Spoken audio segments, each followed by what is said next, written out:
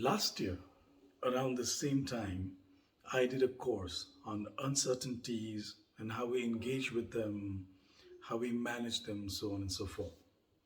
Now, right at the onset, I think the first thought that I must share with you is that uncertainties, the way we think of them, is very important. So, the first thought is that they are real. As an experience, they are real. As something that's potentially real, even because anything that manifests in the mind. So when we think of a certain uncertainty, that is not manifest, but we are thinking that this might happen, it's already affecting us. So therefore, it is real as a phenomenon, as an experience. Now that's the first thought. The second thought, and the most important thought, is to see that all the uncertainties of the past have come and they've gone because they have a conditioned existence, so to say. They're not independently arising phenomenon.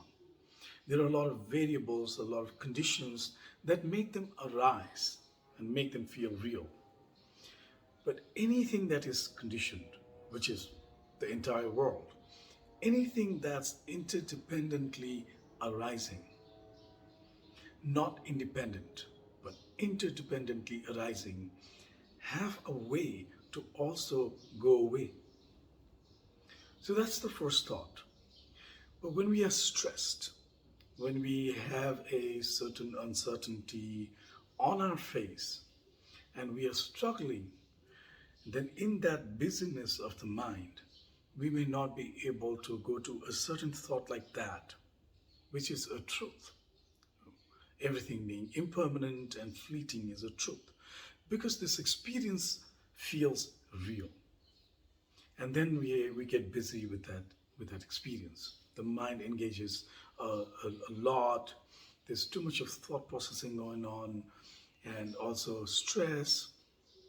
So we may not be able to right away go to these very lofty ideas. So what's the action potential? The action potential within us, the resources within us, if we are mindful, even gently so. And yeah, so the thought is any uncertainty, because they are a possibility, when we prepare ourselves for them, when they're not manifest. That's the best way to sort of practice. So, any practice that would lead us to a space where, whenever any uncertainty is on our face, comes to us, then we have this certain rehearsal within us that may help. It may help. So, that's one way to do it. The other thing is to constantly checking with ourselves and to see what are the resources that we have within us. What are these resources, specific resources that we've applied in the past to come out of these uncertain spaces, which created suffering and pain to us? So that's another way to recognize our own resources. Yes, we receive some resources from outside. Now, again, that's fine. To receive help and support is good, even. But to also recognize the fact that if we exert ourselves a little bit and not get lazy and see these resources and apply them, then what this means is that we are also preparing for some other uncertainty. Because now we have a more certain view of our own strengths, of our resources. There's a learning of applying these resources on our own. So even the method becomes very clear. So we have a resource and there's a certain way to apply it.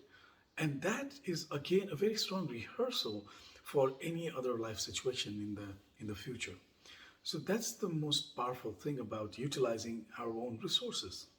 Yes, we may be feeling, again, I'm repeating myself, very difficult, stressed out, in distress, panicked even. But in that, if you can take a few breathers and then apply our own resources, internal resources. It's very useful and helpful, and it's a certain way to really see ourselves, to see what we're made up of. And because to again come to see when we're in a good space, when we're in a balanced space after applying all of this, and when the situation is better, to keep reminding ourselves that uncertainties have been there in the past, have been there now, they are there now, and there will be uncertainties in the future.